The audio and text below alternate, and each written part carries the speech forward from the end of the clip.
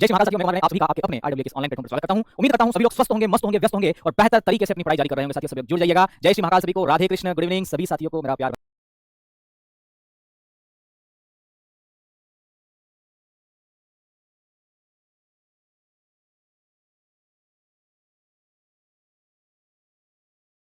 जय श्री महाकाल साथियों, मैं कुमार विनय आप सभी का आपके अपने आईडब्ल्यूए के ऑनलाइन प्लेटफॉर्म पर स्वागत करता हूं। उम्मीद करता हूं सभी लोग स्वस्थ होंगे, मस्त होंगे, व्यस्त होंगे और बेहतर तरीके से अपनी पढ़ाई जारी कर रहे होंगे। साथियों सभी जुड़ जाइएगा। जय श्री महाकाल सभी को, राधे कृष्ण, गुड इवनिंग सभी साथियों को मेरा प्यार भरा नमस्कार। आइए जल्दी से जुड़ जाते हैं। सुधा जी, उपासना जी, अंजू जी, अमित जी, अभी जी, आशु जी, है ना, शनि जी, है ना, जय बहुत अंजलि जी, तमाम साथी, प्रिंस कुमार, आंचल जी, अनुराग जी, तमाम साथी हमारे साथ जुड़े हैं। सभी लोग जल्दी से जुड़ जाइए ताकि आज की इस कक्षा को हम शुरू कर सकें। जल्दी से दोस्तों, कैसे हैं आप लोग, जल्दी से बताइए एक बार।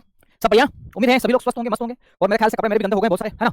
आज फ्राइडे है, कल सैटरडे है, तो कल का दिन और फिर संडे के दिन तो मैं आराम से उनको धोऊंगा, है ना, थोड़ा सा समय लूंगा दोस्तों। चलिए बहुत ही बढ़िया, राधे राधे सभी को। चलिए दोस्तों शुरुआत करते हैं, है ना, शुरुआत करते हैं हम लोग गरीबी की। दोस्तों गरीब है, हम क्या करें, गरीब क्यों है गरीब। मैंने आपको बताया था गरीबी के बारे में कि गरीबी क्या चीज है, पुअर्टी बोलते हैं। और मैंने आपको बताया था कि गरीबी एक अवस्था है, एक स्थिति है जिसमें कोई व्यक्ति जो है वह मूलभूत आवश्यकता, बेसिक नीड्स, उसकी जो फंडामेंटल नीड्स है उससे अगर वंचित होता है तो हम कहेंगे वो व्यक्ति गरीब है।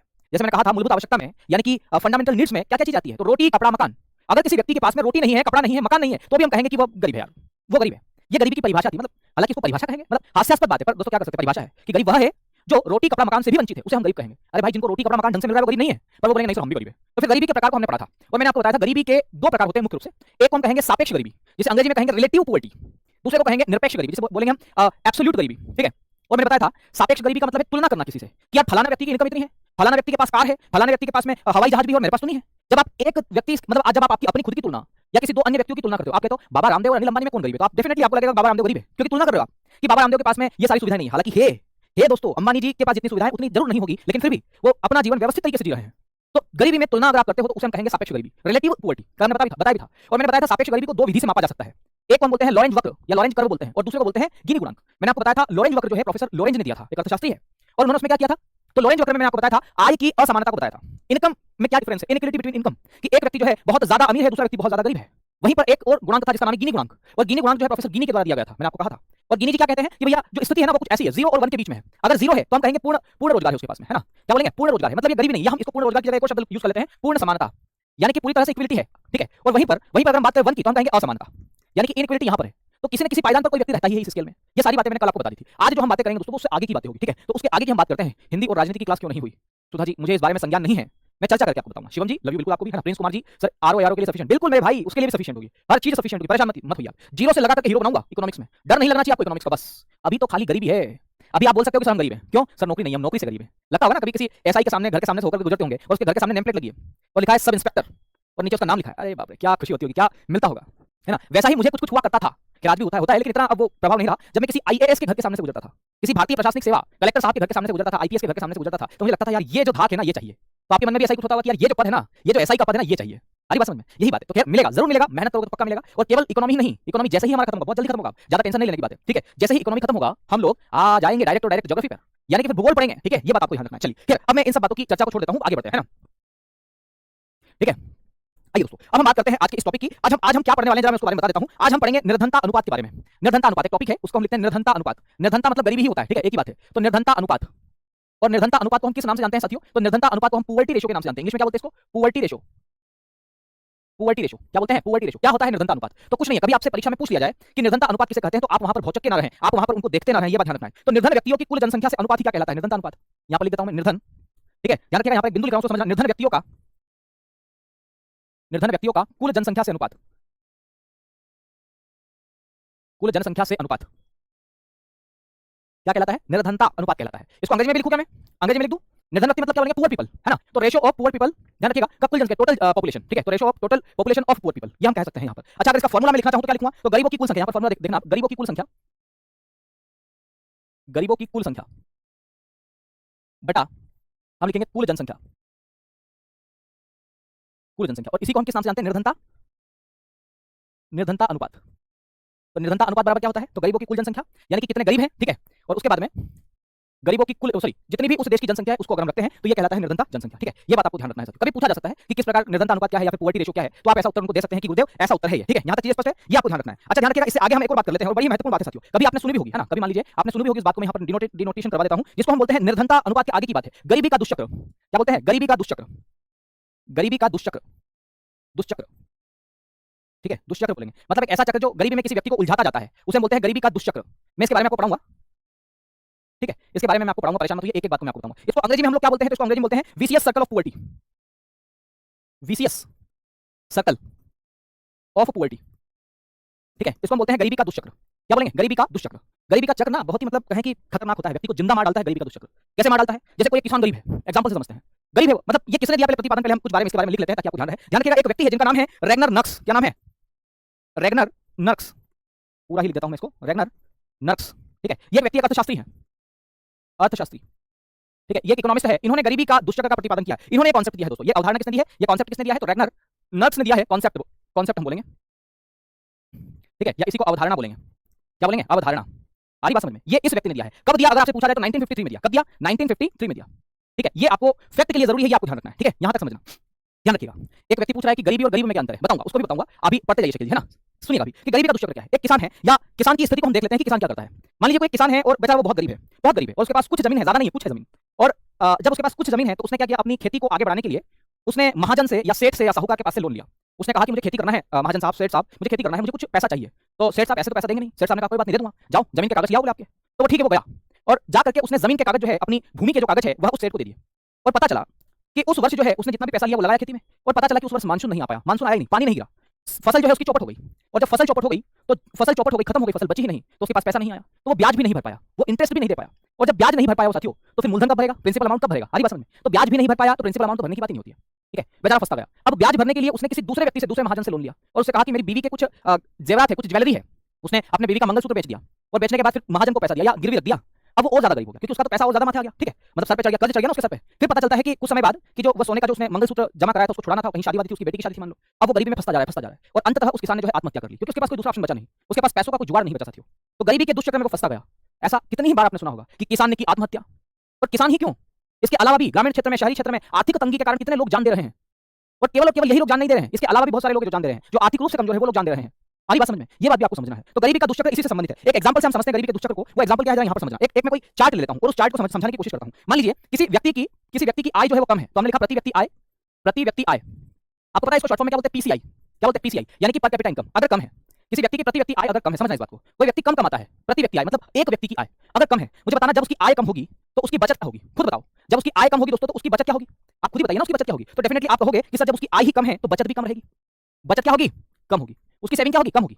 आ रही बात समझ में, सेविंग क्या होगी, कम होगी। ठीक है, और जब सेविंग कम होगी, समझना, जब सेविंग कम होगी तो इस बंदे की या इस व्यक्ति की जो है मांग भी क्या होगी, कम होगी। आ रही बात समझ में। तो जब बचत कम है, ध्यान रखना, जब आय कम है तो बचत कम, और जब बचत कम है तो इसकी मांग क्या होगी, कम होगी। तो मैंने लिखा मांग जो है, मांग को हम लोग क्या बोलते हैं, डिमांड। क्या बोलेंगे, डिमांड। इसकी डिमांड भी क्या होगी साथियों, कम होगी। ये बात आपको समझ में आ रही है, ये बात आपको समझ में आ रही है। अगर किसी व्यक्ति की आय कम है तो बचत कम है, और बचत कम है तो मांग कम है। ठीक है, समझना, जब मांग कम होगी, यहाँ पर समझने की कोशिश करना, बड़ा ही अच्छा कांसेप्ट है। जब मांग कम होगी तो ध्यान रखिएगा, जब मांग ही नहीं करेगा तो उद्योगों में, ध्यान रखिएगा, तो उद्योगों में उत्पादन क्यों होगा, नहीं होगा तो उत्पादन भी कम होगा। या इसी को दूसरे शब्दों में हम कहें तो पूंजी निर्माण जो है वह भी क्या होगा, कम होगा। तो मैं यहाँ पर लिखता हूँ अगला बिंदु कि पूंजी निर्माण जो है, कैपिटल फॉर्मेशन जो है वो कम होगा। तो पूंजी निर्माण, या इसी को इंग्लिश में बोलते हैं capital formation, capital formation, formation ये भी क्या होगा, कम होगा। आ रही बात समझ में। तो कैपिटल फॉर्मेशन कम होगा, और जब कैपिटल फॉर्मेशन या पूंजी निर्माण कम होगा तो इसकी वजह से क्या होगा, तो इसकी वजह से जो है उत्पादन कम होगा। क्या होगा, प्रोडक्शन भी क्या होगा, कम होगा। तो उत्पादन कम होगा। ठीक है, या इसी को हम लोग क्या बोलते हैं इंग्लिश में, तो प्रोडक्शन बोलेंगे। प्रोडक्शन में हट जाऊंगा, अभी ध्यान रखिएगा, प्रोडक्शन भी क्या होगा, कम होगा। तीर नीचे का मतलब है कि कमी आना उसी चीज में, है ना, ये बात आपको ध्यान रखना है। ये उत्पादन भी कम होगा, और जब उत्पादन कम होगा, समझना, जब उत्पादन कम होगा, मुझे बताना, जब फैक्ट्रियों और ये सब चीजें बंद ही रहेगी, क्योंकि उत्पादन कहाँ होगा, उद्योगों में होगा। और जब उद्योग ही बंद रहेंगे या वहां पर उत्पादन कम होगा तो मुझे बताओ रोजगार क्या होगा, रोजगार क्या होगा, ज्यादा होगा, कम होगा, क्या होगा रोजगार, आप खुद बताइए, रोजगार क्या होगा, रोजगार भी क्या होगा, कम होगा। इसका मतलब इंप्लॉयमेंट, इंप्लॉयमेंट क्या होगा, कम होगा कि नहीं होगा। तो इंप्लॉयमेंट कम हो गया, और जब इंप्लॉयमेंट कम होगा, समझना, जब रोजगार कम होगा, इंप्लॉयमेंट कम होगा, तो डेफिनेटली लोगों की इनकम जो है वो भी क्या होगी, फिर कम होगी। ठीक है, तो हम कहेंगे लोगों की आय। ठीक है, लोगों की आय, या इसी को हम बोलते हैं केवल केवल आय। और आय को हम लोग किस नाम से जानते हैं इंग्लिश में, इनकम। इनकम क्या होगी, कम होगी। लोगों की आय क्या होगी दोस्तों, कम होगी। तो लोगों की आय कम होगी, और जब लोगों की आय कम होगी, लोगों की आय कम होगी तो मुझे बताओ वापस से क्या चीज आ जाएगी, लोगों की जब आय कम होगी तो फिर क्या बोलेंगे, जब लोगों की आय कम है, भाई कम कमाते हैं पैसा लोग, तो इनकी बचत भी क्या होगी, इनकी सेविंग भी क्या होगी, कम होगी। और सेविंग कम होगी तो फिर वही बात है कि प्रति व्यक्ति आय, कारण क्या उसका, क्योंकि उसकी प्रति व्यक्ति आय क्या है, कम है। ये चक्र चल रहा है। ठीक है, ये चक्र पूरी तरह से चल रहा है, ये बात आपको ध्यान रखना है। फिर से समझिएगा, अगर प्रति व्यक्ति आय कम है तो बचत कम है, जब बचत कम है तो मांग कम है, और जब मांग कम है तो पूंजी निर्माण भी कम होगा। मशीन और आपके उद्योग वो सब कम चलेंगे, और कम चलेंगे तो उत्पादन भी क्या होगा, कम होगा। और जब कम उत्पादन होगा तो लोगों को रोजगार भी क्या मिलेगा, कम मिलेगा। ठीक है, और जब लोगों को रोजगार कम मिलेगा तो उनकी आय भी क्या होगी, कम होगी। और जब उनकी आय कम होगी तो बचत कम होगी, यानी कि ये कम पूरा का पूरा चलता जाता है। इसी को बोलते हैं गरीबी का दुष्चक्र। ठीक है, क्या बोलते हैं इसको, गरीबी का दुष्चक्र बोलते हैं। गरीब बेचारा फंसता जाता है। यहाँ तक क्लियर है। बैच कब तक कंप्लीट हो जाएगा, मेरे ख्याल से 31 तारीख तक कंप्लीट कर दूंगा। ठीक है, 30-31 तक इसको कंप्लीट कर दूंगा। ठीक है, कोई भी क्लास अच्छा नहीं चल रहा है, क्यों स्मिता जी, उसमें रिफ्रेश कर लो एक बार आपका, या इंस्टॉल कर लो वापस से इसको, है ना, इसको जो है अनइंस्टॉल करके इंस्टॉल कर लो एप्लीकेशन, शायद अच्छा चलेगा। यहाँ तक चीजें सही है। ठीक है, यहां तक चीजें सही है, समझ में आई? गरीबी का दुष्चक्र समझ में आ गया आपको कि गरीबी का दुष्चक्र क्या है? तो ध्यान रखिएगा किसने दिया गरीबी का दुष्चक्र? तो रेगनर नक्स ने दिया है ये कॉन्सेप्ट। कब दिया? 1953 में दिया, ये बात आपको ध्यान रखना है। रेगनर नक्स ने दिया है ना। और इनकी पुस्तक है, यहां पर मैं एक बात जोड़ना चाहूं तो प्रॉब्लम्स ऑफ कैपिटल फॉर्मेशन, ध्यान रखिएगा इनकी पुस्तक है दोस्तों, इनकी पुस्तक है जिसका मैं नाम भी आपके सामने जिक्र कर देता हूं। मेरी इच्छा नहीं थी बताने की क्योंकि ज्यादा डीप हो जाता, फिर भी मैं आपको बता देता हूं। इनकी पुस्तक है जिसका नाम है, ध्यान रखिएगा इसका नाम है problem of capital formation. Hindi में नहीं है, इंग्लिश में है। प्रॉब्लम ऑफ कैपिटल फॉर्मेशन, ध्यान रखिएगा प्रॉब्लम ऑफ कैपिटल फॉर्मेशन यानी कि पूंजी निर्माण, कैपिटल फॉर्मेशन, ठीक है। तो प्रॉब्लम ऑफ कैपिटल फॉर्मेशन, ध्यान रखिएगा problem of capital formation in in under in under developed यानी कि अल्प विकसित, ठीक है, अंडर डेवलप्ड इकोनॉमी या कंट्रीज आप बोल सकते हैं। तो कंट्रीज ये इनकी पुस्तक का नाम है। क्या नाम है इनकी पुस्तक का? कभी पूछा जा सके तो ध्यान रखिएगा, जबरदस्ती का मैंने आपके लिए हेडेक बढ़ा दिया है, पर फिर भी याद रहे तो कोई दिक्कत थोड़ी है ना। पर आपको याद करने की आवश्यकता नहीं है, मतलब मैं तो यही कहूंगा कि टेंशन नहीं लेना है ना।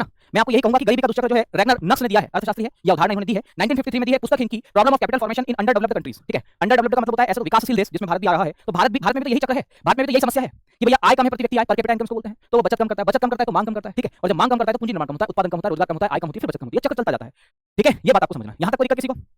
आयुष जी देखो, सभी साथी या करीबन 2-3 मैंने कमेंट देखे, पूछ रहे हैं कि सर ज्योग्राफी की क्लासेस कब शुरू होगी? मेरे भाई ज्योग्राफी की क्लासेस शुरू होगी, धैर्य रखो यार, क्योंकि जब गरीबी खत्म होगा तो बेरोजगारी चलेगा, और जब बेरोजगारी चलेगा, समझना, गरीबी और बेरोजगारी जब खत्म होगा तो राष्ट्रीय आय चलेगा, राष्ट्रीय आय खत्म होगा तो फिर बजट चलेगा, बजट के बाद में फिर कर चलेगा, कर संरचना, टैक्स स्ट्रक्चर। और जब ये भी कंप्लीट हो जाएगा तब हम थोड़ा सा कृषि क्षेत्र, उद्योग क्षेत्र और सेवा क्षेत्र को पढ़ेंगे। जब ये सब हो जाएगा फिर इकोनॉमी खत्म हो जाएगा। तो परेशान मत होइए, 31 तारीख, शायद अगर 31वां महीना है तो 31 तारीख को आपका जो इकोनॉमी का सिलेबस कंप्लीट हो जाएगा। उसके बाद फिर केवल चलेगा आपका ज्योग्राफी, ठीक है। फिर हम वर्ल्ड ज्योग्राफी, इंडियन ज्योग्राफी दोनों को पढ़ेंगे, परेशान मत होइए। 31 तारीख तक मैं पूरी कोशिश करूंगा कि खत्म कर दूं, हो भी जाएगा, काफी समय है, पर्याप्त समय है। यहां तक चीजें समझ में है?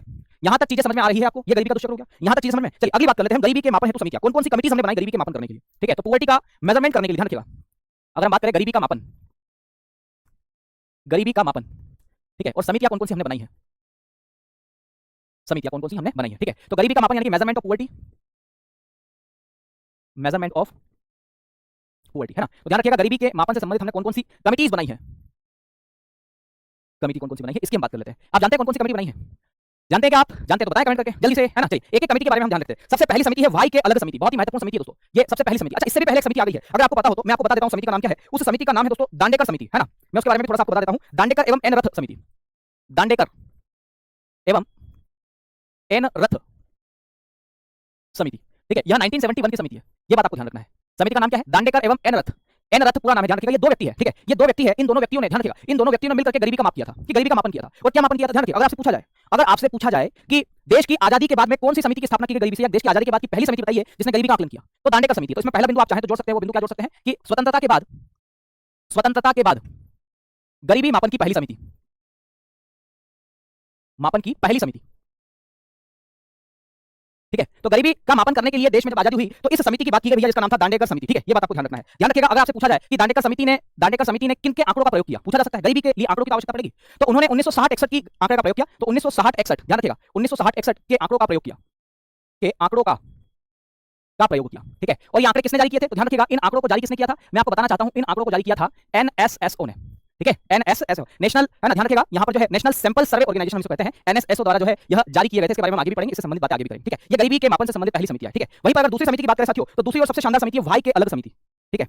वाई के अलग, अलग नहीं है, अलग समिति है, बड़ी महत्वपूर्ण समिति है, ठीक है। ये गरीबी मापने की दूसरी समिति है। आपकी परीक्षा में प्रश्न क्या आ सकता है पता है? आपकी परीक्षा में प्रश्न आ सकता है निम्नलिखित में से कौन सी समिति गरीबी को मापने से संबंधित है या गरीबी से संबंधित है, ये बात आपको ध्यान रखना है। तो वाई के अलग समिति के बारे में कुछ बातें हैं, उसको हम डिस्कस कर लेते हैं। सबसे पहली बात कि इसका गठन कब किया गया, तो दोस्तों इसका जो गठन है या इस समिति का जो गठन है 1977 में किया गया, 1977 में इसका गठन किया गया, ये बात आपको ध्यान रखना है, ठीक है। 1977 में इसका गठन किया गया, वहीं पर इसने अपनी रिपोर्ट का पेश की। तो ध्यान रखिएगा इसने रिपोर्ट जो है अपनी वो 2 साल बाद दी दोस्तों, और 2 साल बाद मतलब 1979 में इसने अपनी रिपोर्ट पेश करी, ठीक है। ये बात भी आपको ध्यान रखना है। अगर आपसे पूछा जाए कि इसने गरीबी का आधार क्या माना, तो पोषक तत्वों के आधार पर इसने मापन किया था, ठीक है। ध्यान रखिएगा पोषक तत्वों के आधार पर यानी कि न्यूट्रिशन के आधार पर मापन किया इसने कि भैया पोषक तत्व इतने मिल जाने चाहिए। पोषक तत्व का मतलब है न्यूट्रिएंट्स, इसको हम लोग क्या बोलेंगे? न्यूट्रिएंट्स। हम खाते हैं विटामिन, प्रोटीन, न्यूट्रिएंट्स हम इसको बोलते हैं, ठीक है, जिसमें विटामिन, प्रोटीन, कार्बोहाइड्रेट, फैट, ये सारी चीजें आती है। तो पोषक तत्वों के आधार पर इसने गरीबी का मापन किया था, ठीक है। और कैसे किया था तो ध्यान रखना, यहीं पर मैं लिख रहा हूं, इसी से संबंधित बात है ये। और वो बात क्या है, इन्होंने जो है, ध्यान रखिएगा, इन्होंने